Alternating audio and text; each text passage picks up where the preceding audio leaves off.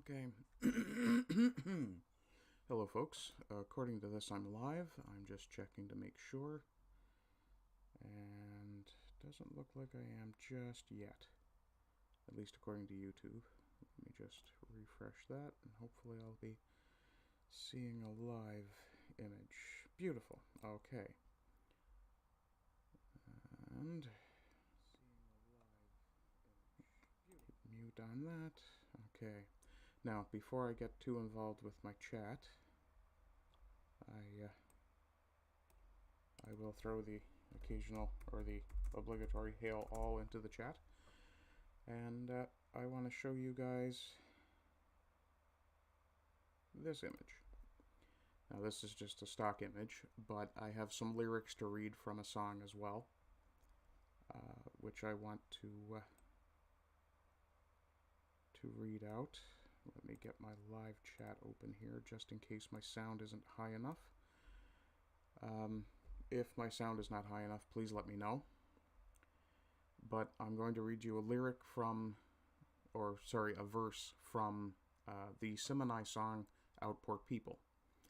He sits on the dock and he looks across the bay and watches his memories as they pass on the waves. And he wonders what cards fate might have dealt if he'd told those officials to go straight to hell.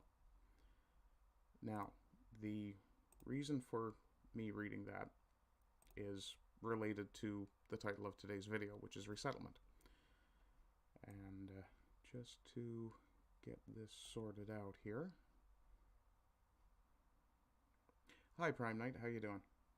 Let me see if I can get this sorted properly here. Just trying to get my windows lined up here. And hi, Sasquatch. How you doing? So if the sound is okay, let me know. If it is, that's awesome, because I've actually got a new cover over my microphone. And just to let you guys know I'm actually here. Hi. Now I will grab that and pull it down. Let's push that up instead. Okay. You don't want to move. I'll just remove you. There we go. Okay. So, as you can see from the title here, today's discussion is about resettlement. Now, resettlement is a bit of a touchy subject in Newfoundland and Labrador. Back just as we joined Confederation, about 5 years after we joined Confederation, there was a second push for resettlement. This was, of course, characterized as for the welfare of the people. And that light went out just before I put myself back on camera. Sasquatch says he has a new mic, broke OBS. Okay. So anyway, this isn't going to be like usual. I'm not going to do too much with chat. I do apologize. I know you guys love the interaction at least as much as I do, but I just want to read a couple of quick stories and give a little bit of backstory on resettlement. This is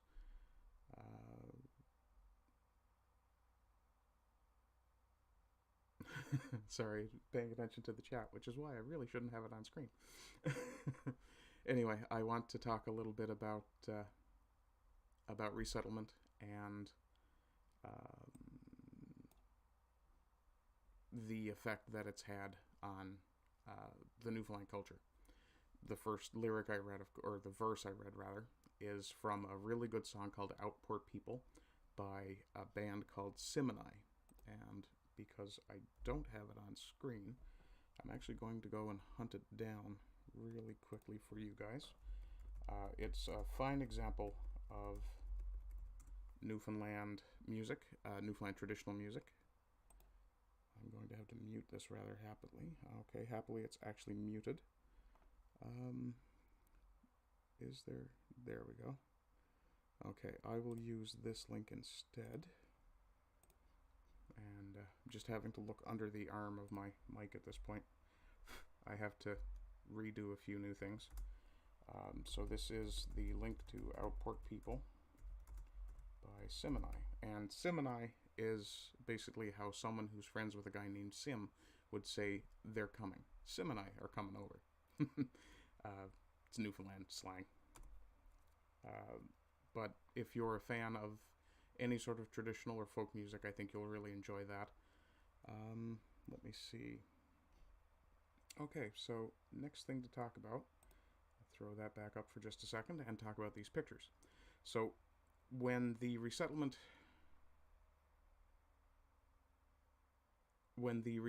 program happened, the a lot of the communities that were emptied ended up where people would basically be told that the government would help them pay for the cost of relocation. Now, quite a lot of people did what you see this individual in the middle picture here doing. They basically put their houses on floats and towed them across the bays to wherever they were going to set them up next. In the case of my mother's family,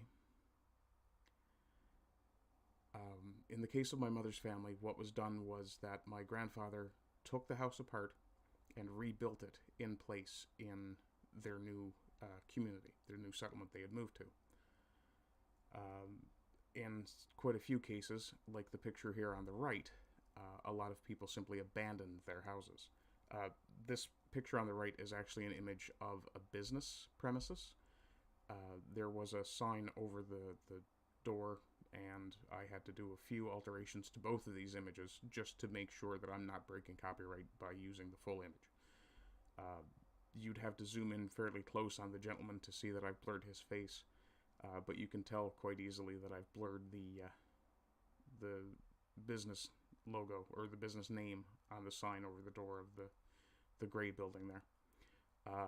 So there are quite a few towns in Newfoundland where no one lives permanently anymore that have been resettled. This was done by the government in the 50s into the 70s, and still continues to this day. Let me just kill that again. There we go. But one of the things that's, and I'll go into the history of it a little bit, but this story actually caught my attention the other day, and I wanted to just share that with you guys. So that's this one. And I do have it archived now because sometimes these things get changed. But this is a Newfoundland town divided over the prospect of resettlement. Excuse me. So there's only a few dozen people still living in, and to be fair, while this may be pronounced Galtois in French, in Newfoundland, we bastardized the hell out of things because, well, the English kicked the French out a couple of times. So this is actually pronounced Galtus now. But what had happened is the fish plant had closed, which was probably the only local industry. The local school was losing students. Many homes were abandoned. Now there's only, as it says, a few dozen people left. And they're voting on whether or not they'll take provincial compensation and leave. And this older fella, Skinner is actually a very common name here in Newfoundland. The town has a population of just more than 70, which is 1/10 of what it was in the early 90s. In the early 90s, for those of you who don't know, there was a massive collapse in the fish stocks. Thanks, light. Every time I put myself on camera, that light goes out. But basically, thanks, Callum. Basically, what happened was the bottom came out of the fishery. The way my father theorized about it, and my father grew up a fisherman and was actually employed as a fisherman again when this happened. The way my father explained what had happened to the fish stocks was that the cod trap, which is a sort of net style, and a technological innovation in some cases, in some ways, had allowed for such greater catches that it had essentially made it much more difficult for the cod to reproduce in such numbers as to replenish the stocks. Let me just bring that picture back again, or the story rather. So, I mean, many people find these decisions very difficult. You get attached to the place you live.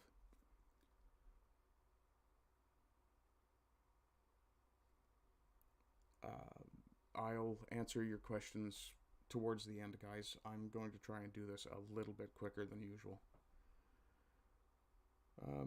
So yeah, people have lived in Galtas for centuries. The town I live in here in Newfoundland is actually about 330 years old, give or take. Has been settled for that long. Let's see here. So this is Long Island, and Galtas, if I recall correctly, should be in this area here. Though I may have, no, sorry, I have that wrong. It's down here. And this little peninsula here is known as the, oh goodness.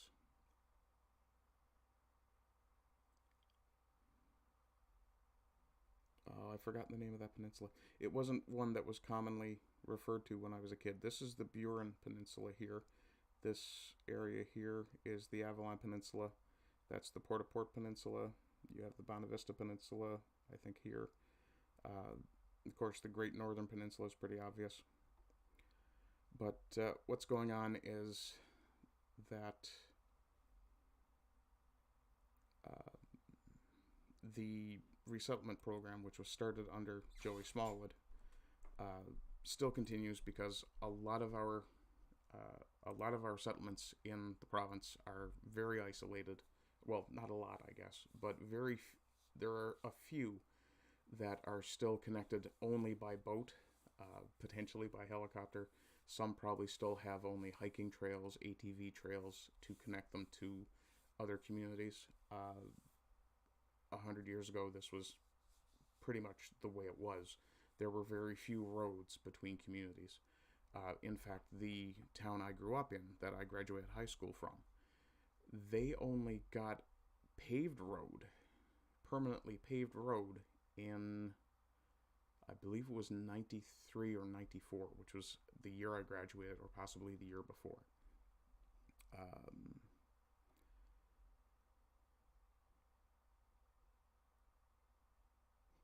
Okay, so Mr. Skinner there, he says he's not leaving because his name's on a headstone, and that's the bottom line. Many people do have a very, very strong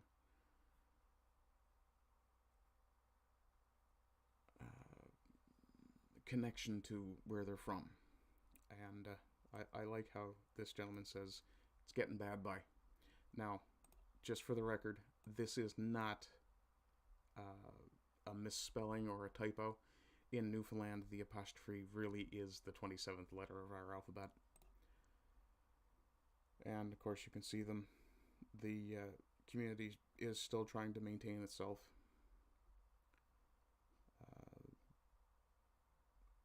Of course, you can also see this image here is what they called the flakes, which is where salted fish would be dried to package it for, or to preserve it rather, for shipping. Newfoundland fish went everywhere. It was sent to Africa, Jamaica, all sorts of places. Let me see. And yeah, people are talking about whether or not they want to leave. Some people call it heaven on earth, I suppose. The whole God's country thing is a meme everywhere. So, but you can see here, this is the old fish plant, and it's just decaying. There's probably not a lot of work. The old church. Ironically, one of the things that Newfoundlanders seem to preserve very well are our old churches. Some of our churches are hundreds of years old.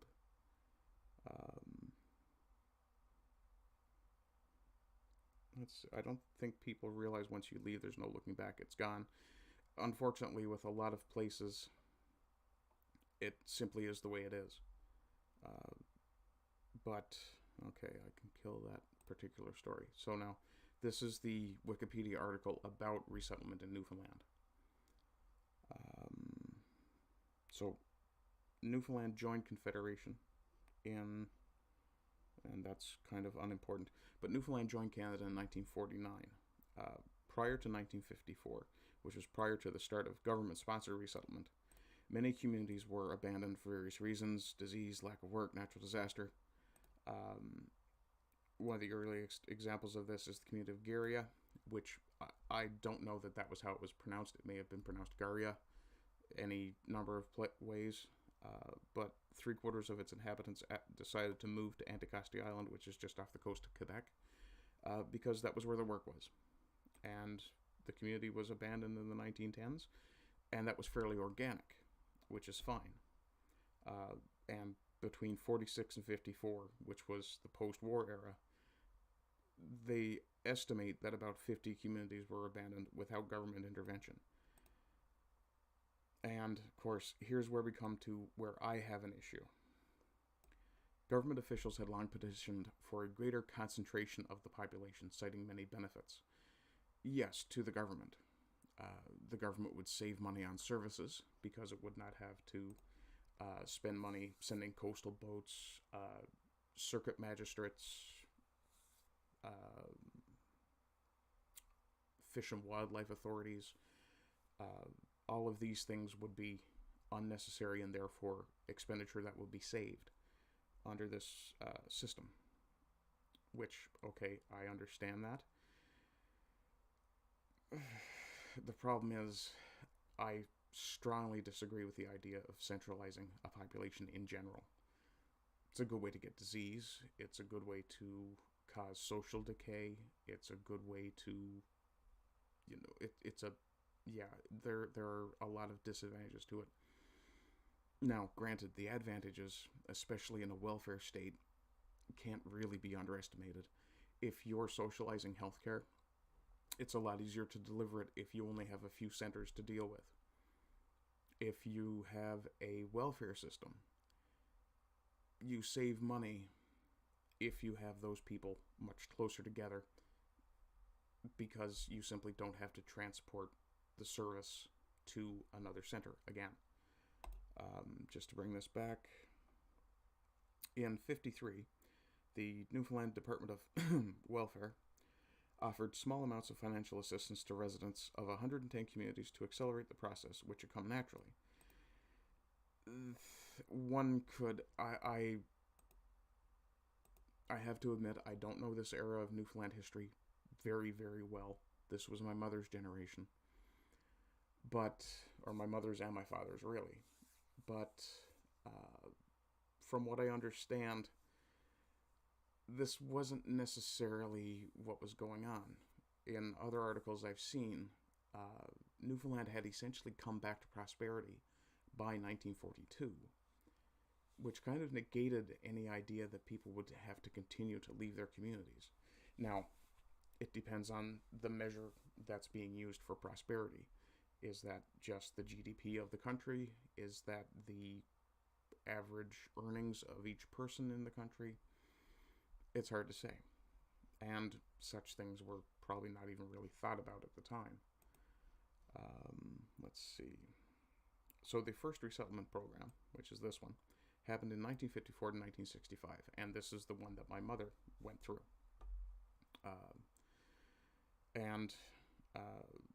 You can see that, as usual when you're dealing with a government program, things change fairly rapidly when the government realizes that they've made some sort of mistake. They don't necessarily correct the mistake so much as do something and claim that they've done something. So in this case, the government started by introducing a program to encourage residents of small coastal communities to move to larger growth centers. Now, this, to me, is speaking of a reflective, or it's reflective, rather, of the current push to bring in immigrants from other countries for population replenishment. Maybe it's necessary. I really don't think it is. But more than anything else, you can't...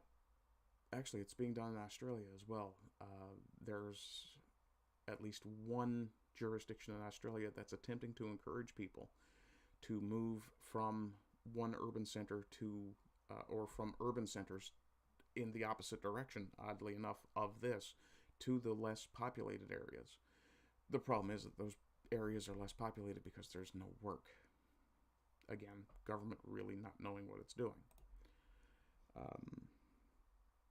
So initially they started out that they would pay for the relocation and their house, the relocation of all of the family's belongings and their house to the new community.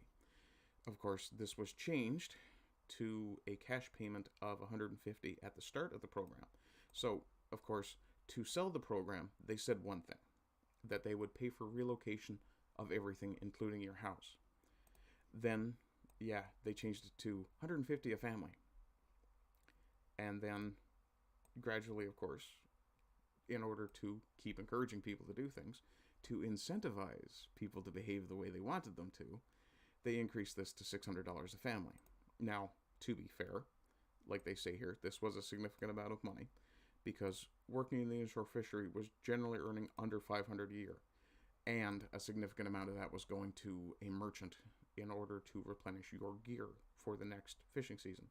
So a lot of these people probably ended up getting a very, very small portion of that money because they had to pay off their debts to the fish merchant in the town or in the area. But here you can see that they determined that if a community was to be eligible for assistance, every member of the community would have to agree to relocate. Now, when it says every member, what they mean is every household. Because I'm quite certain if one 5-year-old boy said, no, I don't want to go, he was still going. And by 65, the program had resettled 115 communities with a combined population of 7,500.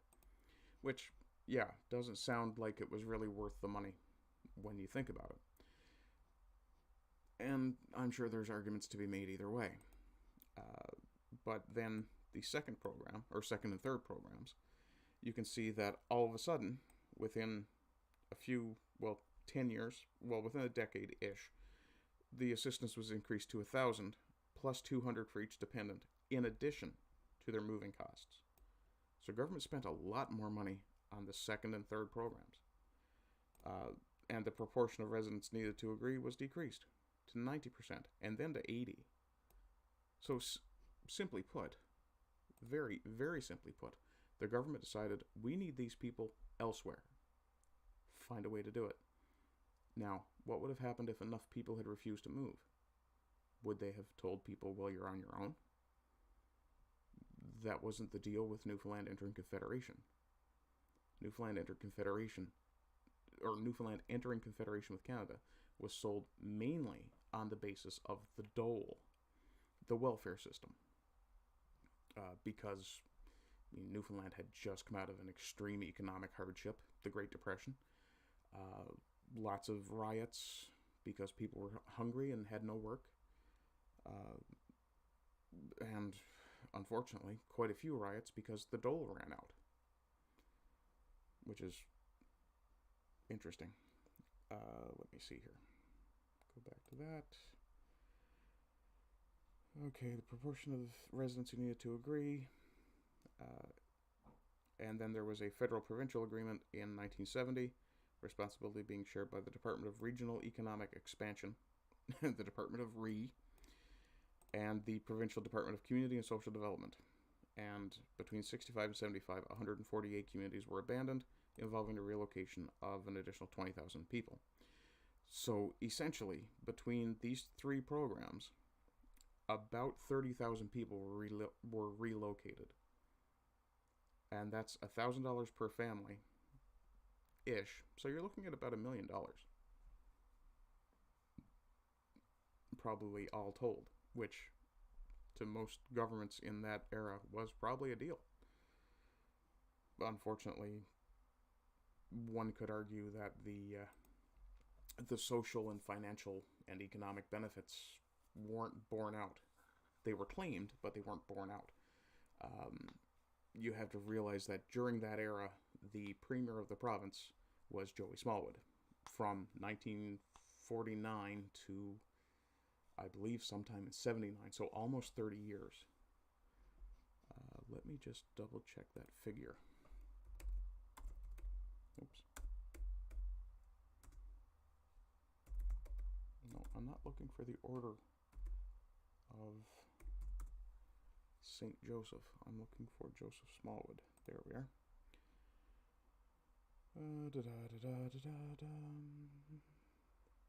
Yes. Now, sorry, until 1972, so 23-ish years. But he would have been heavily involved with these programs. Now, as premier, he vigorously promoted economic development. Well, yeah, but building a rubber boot factory in a place that you can't get rubber naturally, probably not the best idea, Joey. He did champion the welfare state, which Wikipedia defines as a form of government in which the state protects and promotes the economic and social well-being of its citizens, based upon the principles of, get this, equal opportunity. Okay, that's actually perfectly acceptable. Equitable distribution of wealth. Well, now we're starting to move into unfortunate circumstances. And public responsibility for citizens unable to avail themselves of the minimal provisions.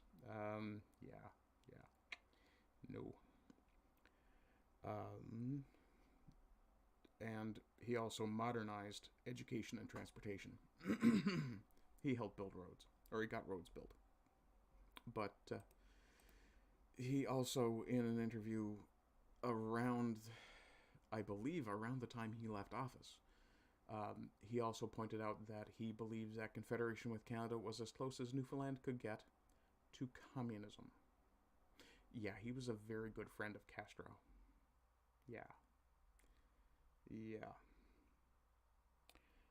So, just to go back to the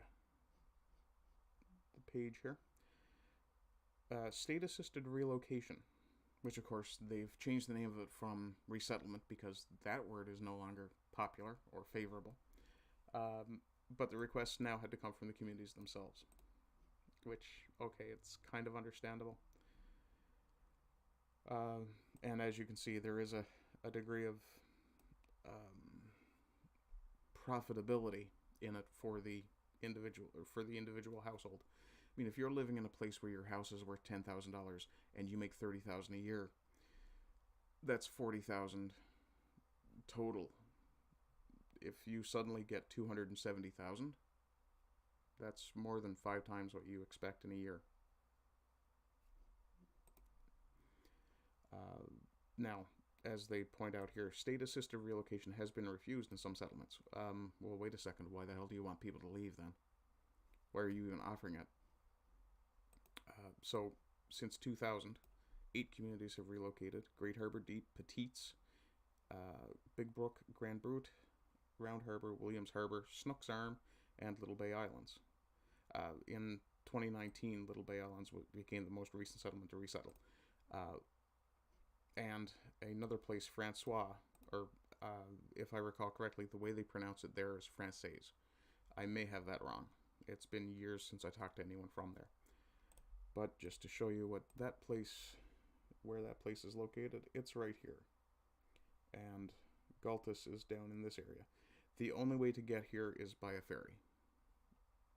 I've never been to Francois. I've been to another place called, let me see if I can find it, Southeast Bight. And Southeast Bight is on this side of the peninsula. And you couldn't hope to land a helicopter. Actually, that dock is kind of newer, so you might be able to actually land a helicopter there if you needed to.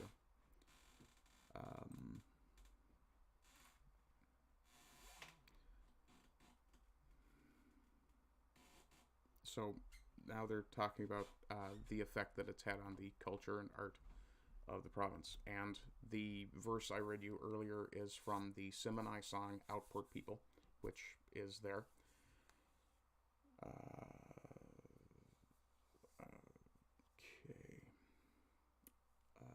So what you're seeing is a lot of people.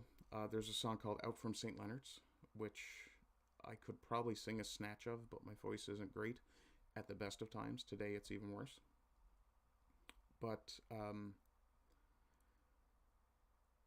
if you've ever seen the movie The Grand Seduction, that's set in Newfoundland, and part of the plot revolves around the community convincing a mainlander to stay in the community because they need a doctor, and the storyline is a little bit fantastical in the idea that they might have to resettle or leave the community if there's no doctor. Okay. Now, that's all I had for prepared stuff. In my family, there are kind of two thoughts about resettlement. My personal thinking is that while it would have been a harder life had these people stayed, they... I mean, either the community would have collapsed or it would have flourished on its own. And I also have the attitude that it's none of the government's business where people want to live. That's just the way I look at it. I mean, if people say, no, go to hell, I want to live here, then a welfare state is still beholden to take care of those people. That's my attitude anyway. The problem is that once you give the government the authority to be your nanny, they're your nanny for life. Now I'll just take a quick flick through the chat here. Sasquatch, your mic broke OBS. Awesome. Prime Knight says he's good. He's having a celebration. Oh, he paid off car loan. Good job. Fixing the mic seems to have fixed everything. That's cool. Billy Blogs asks, what do I mean by Terra Nova? Terra Nova is the Latin name for Newfoundland. On the earliest maps, it was listed as Terra Nova, the new land. Newfoundland wasn't officially accepted as the name of this place until I think sometime in the 1700s, possibly a little later. I'm not sure what you mean by the ship, Billy. They did not, in fact, build a house in the middle of the water. That's actually a house being towed to a new community, to a new place to put it. The house in the water is connected by a rope because it's being towed. Excuse me. Callum Dayton says he dropped a like. Thank you very much. Asmodeus, I may want to turn the sound up a little. I have mine maxed out and I can't hear you too well. Okay, thank you very much. I will speak up a little bit. If you're still here, Asmodeus, and it's still a problem, let me know. Without the punctuation mark. That could be misleading. I'm sorry, what punctuation mark? Okay. Yes, without the comma, hail all could, in fact, be a little bit misleading. The problem with the fish stocks was, in fact, overfishing. How much of it was foreign overfishing? We don't know. The inshore fishery was almost certainly not responsible for the collapse of the cod stocks.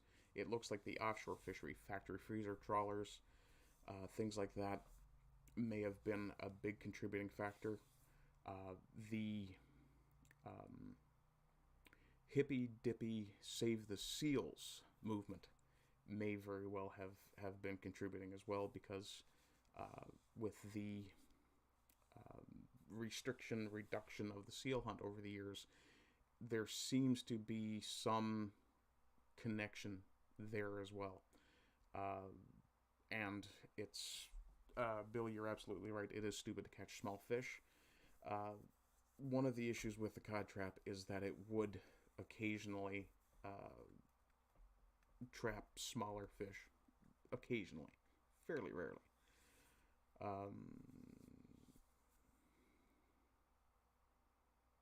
Callum Dayton says things don't work out like they do in Heart of Iron 4. Not sure what that is. Some video game, I imagine. People will live where they want to, find jobs where they reside. Yes, if there are jobs to be had. If there are no jobs, people will find a way to subsist.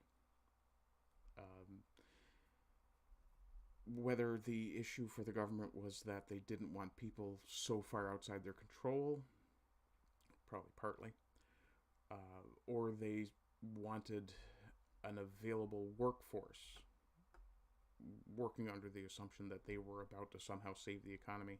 It's questionable. Sasquatch. Oh, no wonder. I was trying to use your stream to balance my sound. I regret that decision. Not a good choice. Sorry. Definitely not a good choice. So yeah, where you have the Native Americans talking about the Trail of Tears and how white people have never experienced anything like it. Well, no, that's not true. White people have been forced off their land many times. In some cases with tempting offers, in other cases simply, and in some cases in resettlement, they were told, look, you can either move or we'll cut off all your services and you're on your own. Well, it's kind of hard to say whether that would have worked out as badly as they think it would have.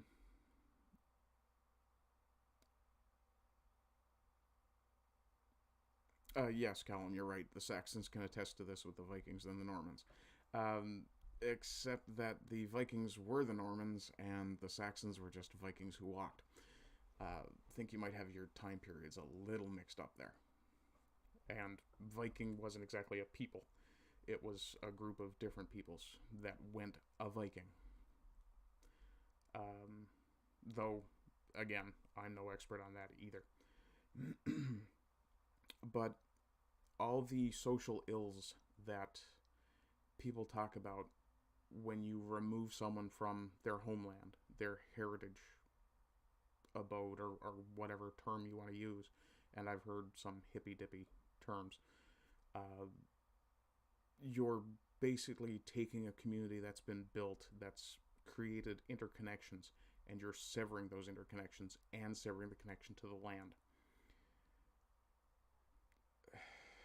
Is it anti-white? No. Is it anti-Western? Possibly. I mean, one of the Western ideals is independence and self-sufficiency. Clearly, with a socialized government system, that's kind of frowned upon, let's say. In any case, guys, I hope you enjoyed this. I'm going to end this here because, well, it's just about noon and I'm kind of hungry. Let me know in comments what you thought of this format, if you enjoyed it, if you didn't enjoy it, if the sound was absolute trash. If it was, I'll try and work something else out. Part of the reason I've got a new cover on my microphone is because not tomorrow's poem, but the one before, I noticed there was some pretty bad echo and quite a lot of pop, and I'd like to try and keep both of those down. Callan Dayton says he meant the Anglo-Saxons, then the damn Danes coming over, then those Franks from Normandy, but whatever, weeds and yeah, pretty much, weeds and details. In any case, as I say, I hope you guys are enjoying my content. If you're willing, there's the subscribe star. If you're really willing, you can have a look at my getter.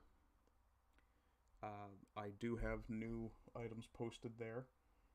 Including these, what I think are fairly attractive keychains. That's slices of juniper. That's number 4.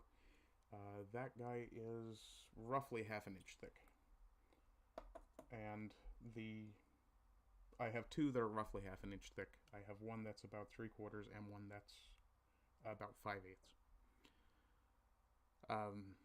I'm not 100% sure what I'm going to sell them for yet, but I'm open to offers. Plus, I'll have to add real shipping to it. If I were to just throw a shipping number on it, I would have to say $20 because I simply don't know. I don't do a lot of shipping, especially international shipping, and shipping is extremely expensive right now. So it is what it is. Anyway, guys, I hope you're having a good day. I hope you continue to have good days. And rise and rise again.